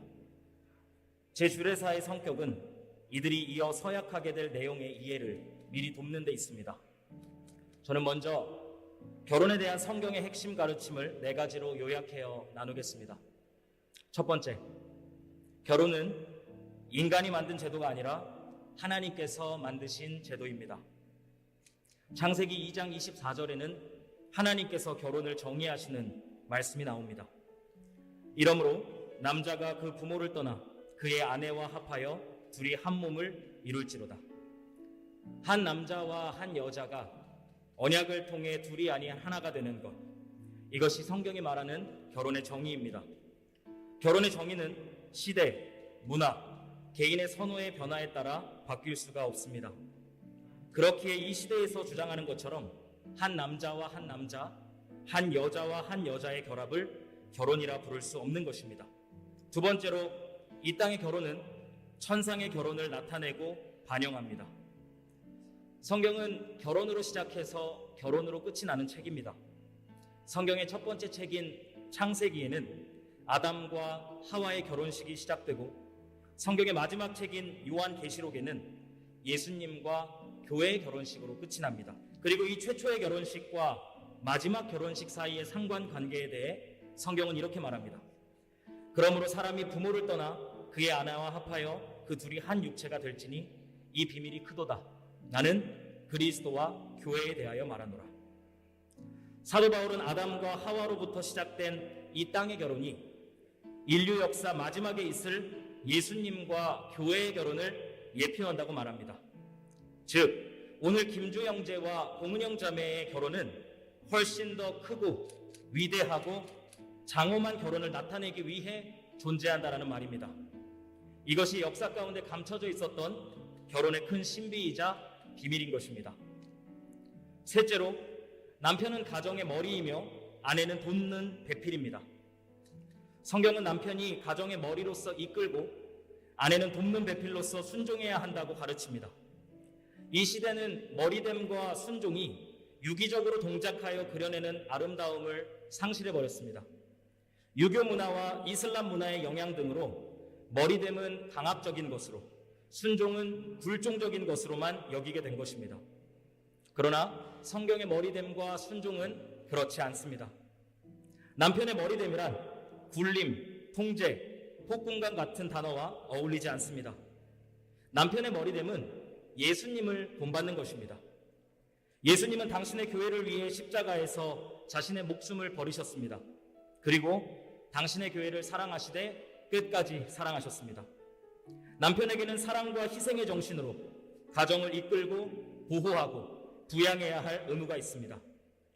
아내의 순종 또한 굴종적, 소극적, 수동적인 같은 단어와는 어울리지 않습니다. 아내의 순종은 교회를 본받는 것입니다. 교회는 자발적으로 또 기쁨으로 예수님께 순종합니다. 아내에게는 기쁨과 존경의 마음으로 남편의 리더십을 따라야 할 의무가 있습니다. 이들이 이러한 방식으로 결혼 생활을 지속해 나갈 때 이는 예수님과 교회의 관계를 이 세상에 나타내는 한편의 생생한 드라마가 될 것입니다. 마지막으로 이 땅의 결혼은 영원하지 않습니다. 천상의 결혼이 영원합니다. 성경은 천국에서 더 이상 부부관계가 지속되지 않는다고 말합니다. 두 사람의 결혼의 유통기한은 죽음이 우리를 갈라놓을 때까지입니다. 이 땅의 결혼은 예표이자 그림자이며 천상의 결혼이 실제입니다. 이들이 결혼 생활을 통해서 그토록 나타내고 싶었던 실제가 도래하게 될 때 이들은 기꺼이 기쁨으로 그 실제에 자신들의 결혼을 내어주게 될 것입니다. 그렇기에 이 두 사람은 결혼 생활을 소중히 여기되 너무 꽉 붙잡지는 않을 것입니다. 제가 주례자로서가 아니라 신랑 신부의 친한 형이자 오빠로서 마지막으로 이야기하겠습니다. 주랑 은영이 지금까지 너무 고생 많았고 앞으로도 하나님께서 인도해 주시리라 믿는다.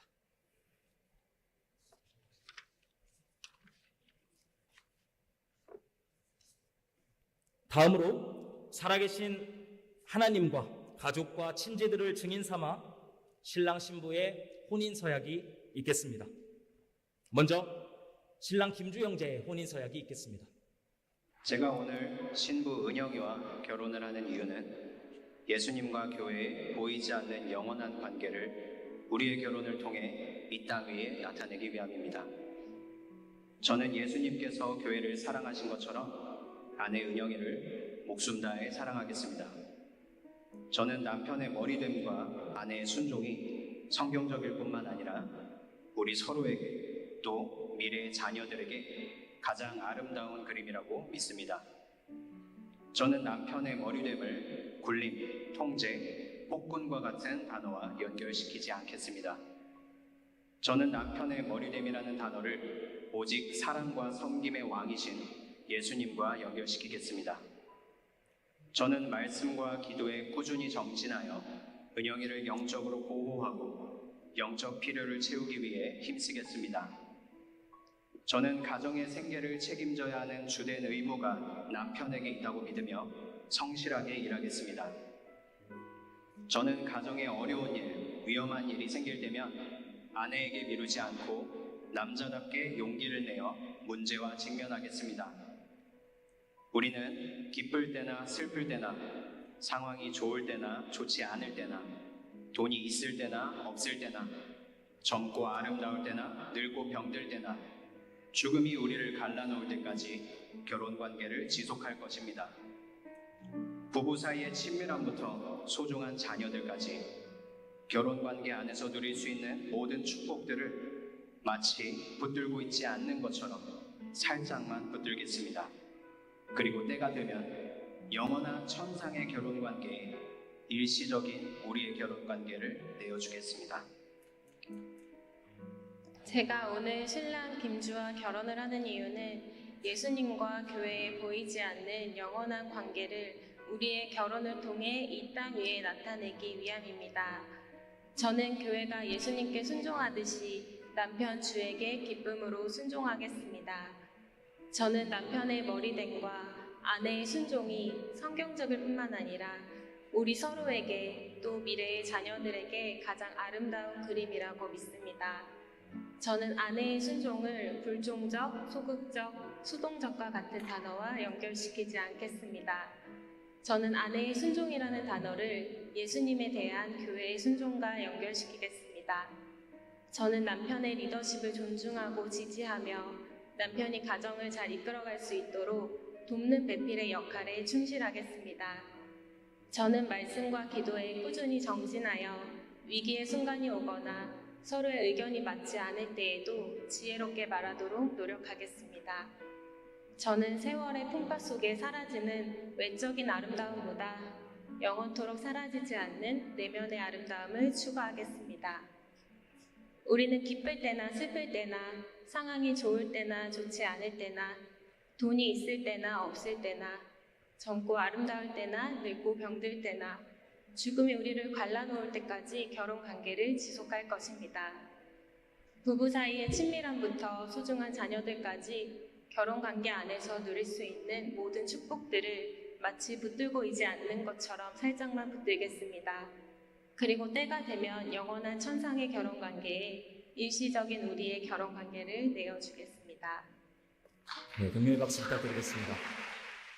성혼 선포를 하겠습니다. 두 사람은 신랑 김주 형제의 할머니께서 물려주신 낡은 성경책 위에 손을 얹어주시기를 바랍니다. 제가 선언하겠습니다.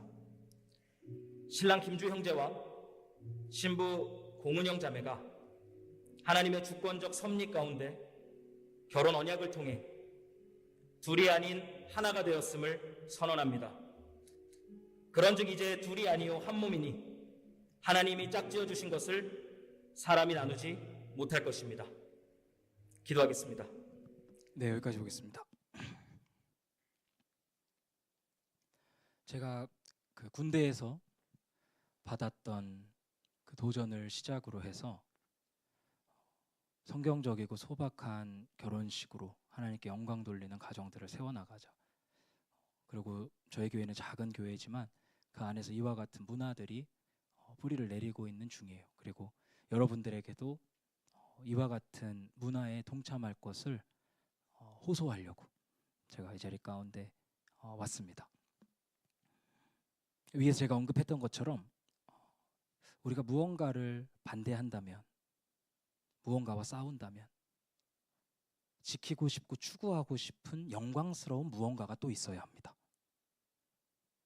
우리가 차별금지법과 싸우는 이유는 이 다음 세대들에게 성경에서 가르치는 옳고 아름다운 결혼의 유산들을 남겨주기 위함이에요. 이와 같은 그림 없이 반대만 하는 기독교의 모습은 영적 세계에서 봤을 때 우스꽝스럽지 않을 수가 없습니다. 여러분들이 차별금지법과 싸우고 그것들을 반대하며 나아가시되 그것이 무언가를 추구하기 위함이라는 것을 잊지 마시고 나아가는 여러분들 됐으면 좋겠습니다. 한 가지 더. 우리 안에 실제적으로 차별적인 사고가 작동하고 있는 것은 아닌지 한번 돌아보세요. 제가 몇 번 목격했는데 차별금지법을 반대하시는 분들 중에 실제로 동성애자들을 혐오하고 지역차별적인 언사들을 아무렇지 않게 하고 국가주의적으로 중국 사람들과 일본 사람들을 싸잡아서 비난하는 이와 같은 형태를 여러 번 목격했습니다. 차별 금지를 반대한다고 하는데 그 세력들 안에 가지고 있는 사고가 실제 차별적인 사고라고 한다면 우리가 이야기하고 싶은 말 안에 소구력이 있을 수가 없어요.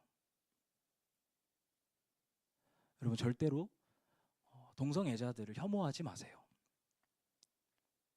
절대로 경상도 사람들, 전라도 사람들 싸잡아서 욕하는 이런 언행을 하지 마십시오. 국가주의적인 사고에 갇혀서 중국 사람, 일본 사람 비난하고 혐오하고 또 인종차별적으로 나아가는 말들을 그치셔야 합니다. 그게 신자다운 거예요. 요한복음 11장 말씀 한번 보세요. 예수님 뭐라고 말씀하시냐면 예수께서 그 민족을 위하시고 또 그 민족만 위할 뿐만 아니라 흩어진 하나님의 자녀를 모아 하나가 되게 하기 위해 죽으실 것을 미리 말함이러라. 예수님께서 죽으신 이유는 유대인들뿐만 아니라 전 세계에 흩어져 있는 하나님의 자녀들을 구원하시기 위해서 죽으신 거예요. 한국 사람을 위해서, 전라도 사람을 위해서, 경상도 사람을 위해서, 중국 사람을 위해서, 일본 사람을 위해서, 미국 사람을 위해서 예수님께서 죽으셨어요. 우리의 충성이 하나님 나라에 충성하는 것보다 코리아 퍼스트, 대한민국에 충성하는 게 더 크게 되면 이와 같은 국가주의적인 모습에서 벗어날 수가 없습니다. 우리 천국의 찬양 소리를 한번 볼까요?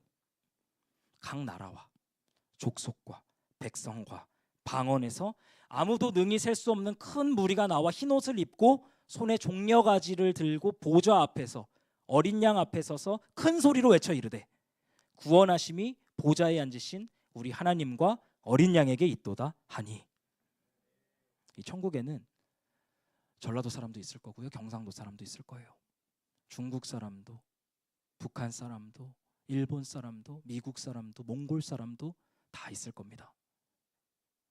우리가 차별금지법에 대해서 진리를 기반으로 싸워나가되 우리 안에 죄성이 표현되고 표출되는 것들은 여러분들이 치열하게 싸워서 막아야 한다. 이 말씀 꼭 드리고 싶습니다. 결론입니다.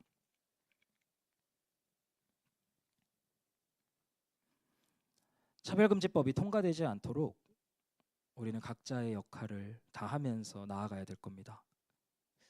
그러나 오늘 우리가 1시간 반 동안 살펴본 것처럼 차별금지법이 어떻게 되는지에 따라서 교회가 승리하거나 패배하는 건 아니에요. 종종 설교자들이 실수하는 발언들이 있어요. 진심이라고 생각하지 않는데 아마 이 차별금지법의 중요성에 대해서 말하려다 보니까 이렇게 하게 되는 실수 같아요. 이런 말이에요. 차별금지법이 통과되면 한국교회가 다 망한다. 차별금지법이 통과되면 다음 세대가 다 죽는다. 우리가 성경에서 봤죠. 성경은 그렇게 말하지 않아요. 교회가 성공하거나 실패하는 그 기준은 정치 체제나 법에 대한 게 아닙니다. 세상의 어둠에 잠식되지 않는 빛, 세상의 어둠에 흡수되지 않는 교회로 남아있는 것이 교회의 승리예요. 갈라디아서 5장 22절 23절 보세요. 그러나 성령의 열매는 사랑과 기쁨과 화평과 인내와 친절과 선함과 신실과 온유와 절제입니다. 이런 것들을 막을 뭐가 없다고요? 어떤 법이 통과가 돼도 신자들은 성령 안에서 초자연적으로 사랑과 기쁨과 화평과 인내와 친절과 선함과 신실과 온유와 절제의 열매를 맺어가는 사람들이에요. 이와 같은 것을 막을 법이 없습니다. 법보다 이 성령의 초자연적인 역사가 훨씬 더 크기 때문에 교회가 승리할 수 있는 겁니다. 마태복음 24장 12절 13절이에요. 불법이 성함으로, 우리가 살아가는 시대에 대한 묘사예요. 성하다 하면 increase입니다. 불법이 증가됨으로 많은 사람의 사랑이 식을 거예요. 그러나 끝까지 그 사랑의 온도를 유지하는 사람은 구원을 얻을 겁니다. 여기 전제되는 것들이 보이세요? 이러한 것들을 막을 법이 없습니다. 불법이 성하지만 그리스도의 사랑의 온도를 식힐 수 있는 방법이 없습니다. 이런 초자연과 연결된 신자들이 마지막 때에 승리하는 하나님의 사람들이다. 이기는 자다. 성경은 이렇게 이야기하고 있습니다. 우리가 이 시간에 같이 찬양하고 기도할 때 하나님께서 오늘 말씀 들은 것들 가지고 우리의 영을 새롭게 해주시고 또 우리의 교회를 깨워주시고 우리가 승리하는 자로서 나아갈 수 있게 해달라고 같이 기도하면서 나아가겠습니다. 우리에겐 소원이 하나 있네. 같이 찬양하겠습니다.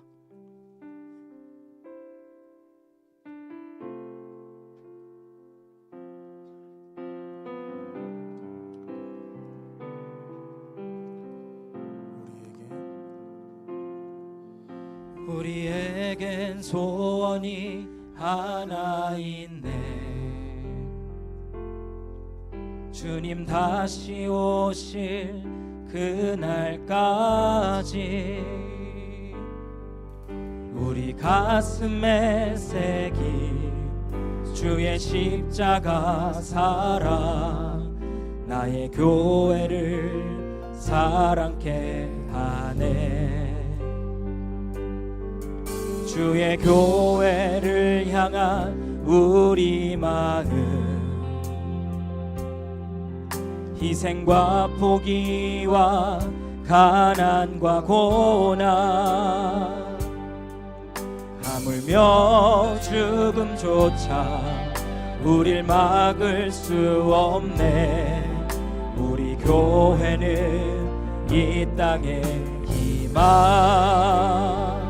교회를 교회되게 예배되게 우릴 사용하소서. 진정한 부흥의 날 오늘 임하도록 우릴 사용하소. 교회를 교회되게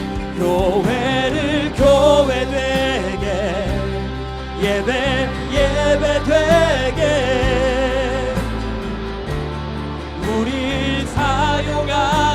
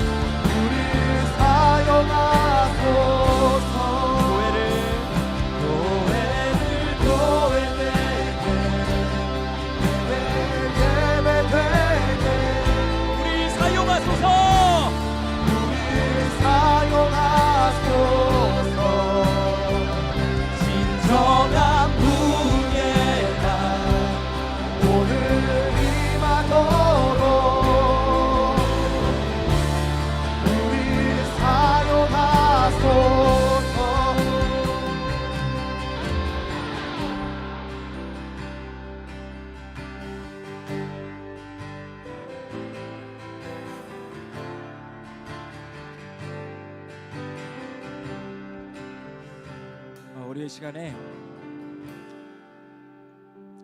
먼저는 좀 우리 자신을 놓고 좀 기도했으면 좋겠습니다.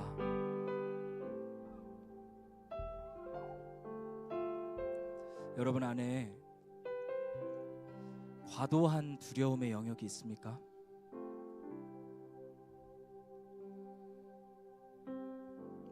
이것은 하나님께서 어쩔 수 없다고,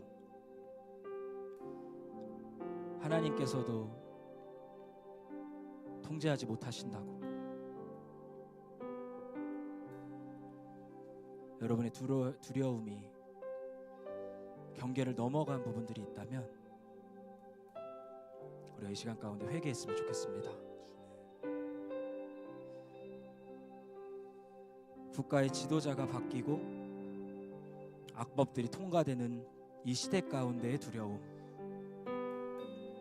개인적인 학업에 대한 두려움, 미래에 대한 공포, 결혼에 대한 두려움들이 경계를 넘어서서 여러분들의 영혼을 누르고 질식시키려고 하고 있다면 빨리 눈을 들어서 하나님을 바라보시기를 바랍니다. 알파요 오메가 되시고 처음과 나중 되시고 시작과 끝이 되시는 우리 하나님을 바라보시기를 바랍니다. 하나님께서는 절대로 실수하지 않으십니다. 그리고 하나님께서는 절대로 늦지 않으십니다. 아니, 우리가 하나님보다 앞서가지 않을 수 있도록 도와주시고 하나님의 선하신 주권을 기억하면서 믿음으로 나아가는 하나님의 사람 될 수 있도록 인도하시고 이끌어 주시옵소서. 우리 같이 우리의 죄를 회개하면서 주여 한 번으로 기도하며 같이 나아가겠습니다. 기도하겠습니다. 주여! 하나님, 우리 자신의 백성을 찾아가신 말씀하신 위로하시고 주 가운데 일하여 주시옵소서.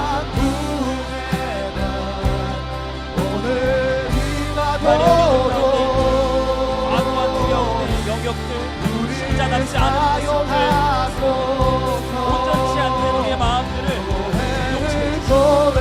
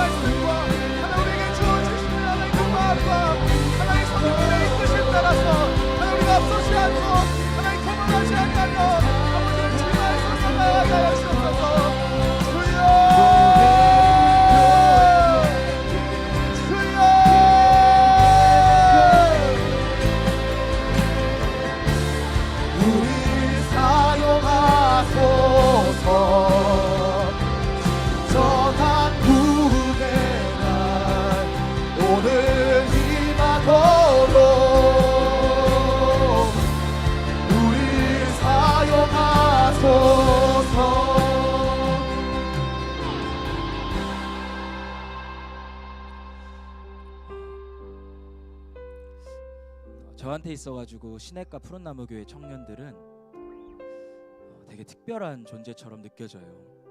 저도 성결대학교를 졸업을 했는데 여기 담임 목사님이신 신용백 목사님이죠. 제가 어릴 때부터 학교에 오셔서 설교도 해주시고 이러면 나도 저분과 같은 목회자가 되고 싶다, 저분 참 하나님의 사람 같다, 이런 생각들을 많이 했었습니다. 그리고 같이 공부하던 친구들이 여기서 여러 명 사역을 하고 있어요. 우리 김혜세 목사님, 정성현 목사님, 최동일 목사님 다 너무 친한 친구들입니다. 그리고 오늘 여기 이제 들어오는데 저희 문 앞에서 누가 기다리고 계시더라고요. 알고 보니까 저희 교회에 출석하고 계시는 성도님의 어머니셨어요. 그래서 제가 여기 온다는 사실을 듣고서 이렇게 목에 좋은 약을 가지고 저를 기다리고 서 계시더라고요. 그래서 올 때부터 마음이 너무 좋았고 이 교회가 너무 특별하게 느껴졌고 이 교회 가운데 하나님의 특별한 은혜가 임했으면 좋겠다, 이런 소망들을 가지고 설교를 나눴습니다. 여러분들 특별한 은혜를 받은 자들이기 때문에 특별한 사명이 있을 겁니다. 저는 시냇가 푸른나무 교회에서부터 이곳에 있는 청년들에서부터 교회의 교회됨, 교회의 야성, 신앙적인 선명함들이 회복되는 것들을 꿈꿉니다.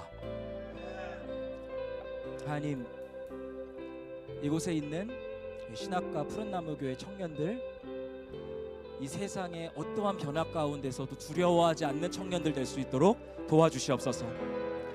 무엇을 반대할 뿐만 아니라 하나님 안에 있는 선하고 영광스럽고 아름다운 것들을 믿음으로 소망하고 급진적으로 추구하고 순종하는 그런 하나님의 사람들 될 수 있도록 도와주시옵소서.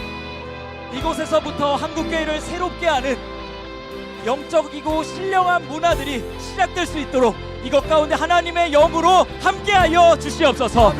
초자연적인 은혜들이 이곳을 덮게 하여 주시옵소서. 우리 다같이 주의 한번 부르짖고 교회를 축복하면서 기도하며 나아가겠습니다. 기도하겠습니다.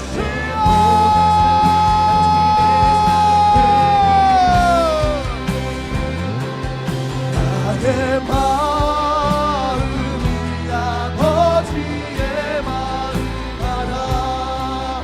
내 모든 뜻 아버지의 뜻이 될 수 있기를. 나의 온몸이 아버지의 마음 알아. 내 모든 삶 당신의 삶 역사하여 주시옵소서.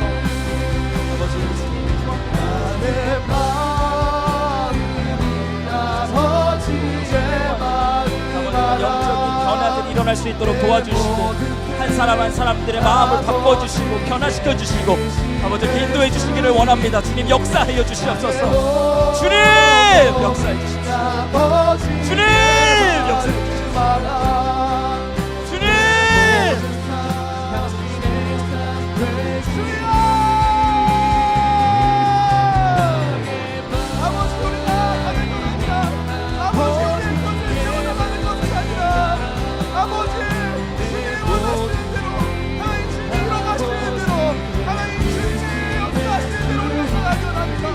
아버지, 우리 주님,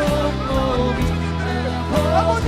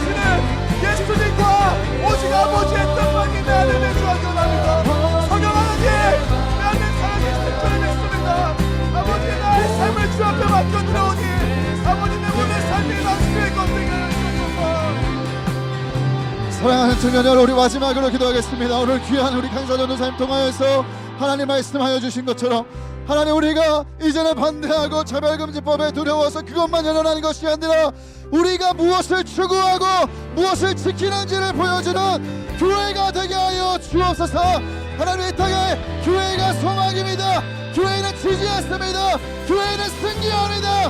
하나님, 우리가 교회로 살게 하여 주옵소서.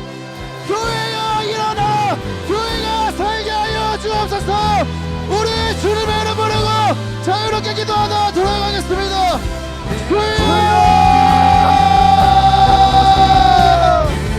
사랑하신 아버지 하나님, 아버지, 우리가 이 땅에 그리스도인들의 교회로 살아가며 하나님, 우리가 무엇을 추구하고 하나님 무엇을 지켜내고 하나님 어디로 향하는 자들인지를 보여주는 진정한 그리스도인, 진정한 신자, 아버지 진짜 교회로 살기를 원합니다. 하나님, 우리 안에 예수가 살게 하시고 하나님, 우리를 통하여서 예수가 보이고 예수가 드러나게 하시며 우리의 말과 삶이 일치될 수 있는 실력과 믿음을 주시고 하나님, 우리가 교회에서 아버지 그냥 만든 하나님의 예배할 때만 아버지, 우리가 교회로 함께 하시며 우리가 살아가는 삶의 구석구석 작은 형편들까지 하나님, 우리가 교회로 서게 하여 주옵소서. 이 땅의 교회들이 세워지게 하여 주옵소서. 아버지, 하나님의 교회는 하나님의 나라는 망하지 않습니다. 하나님 지지 않으십니다. 하나님이 세우신 교회는 음부의 권세를 이기는, 아버지 음부의 권세를 이기는 승리하는 교회, 이기는 교회들로 부름받은 줄 믿습니다. 하나님, 우리가 교회로 살게 하십시오. 교회의 정체성을 회복하게 살게 하십시오. 그렇게 하나님, 이 땅의 교회들이 회복되고 살아나고 하나님, 이 나라가 회복되고 살아나게 하시고 이 민족이 살아나고 회복되게 하시고 하나님, 열방이 살아나는 것을 회복하게 하여 주옵소서.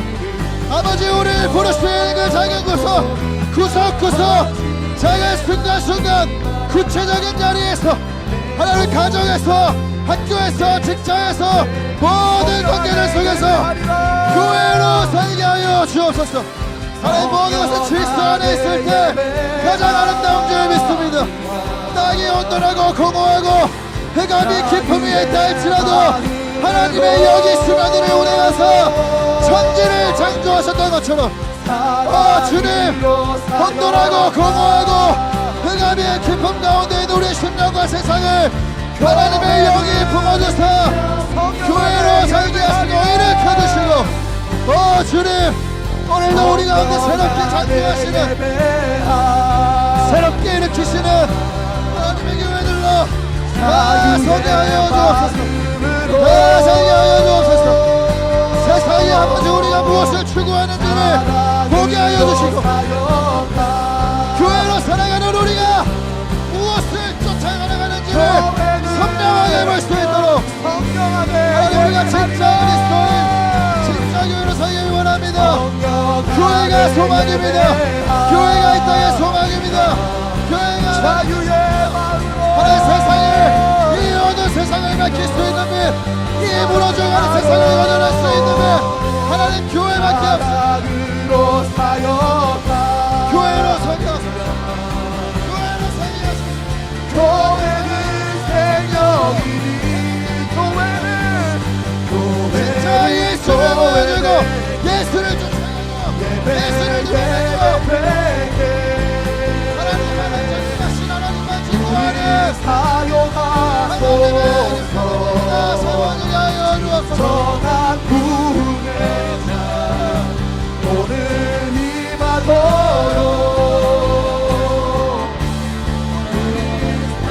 아멘. 주님, 우리를 교회로 세워주시옵소서.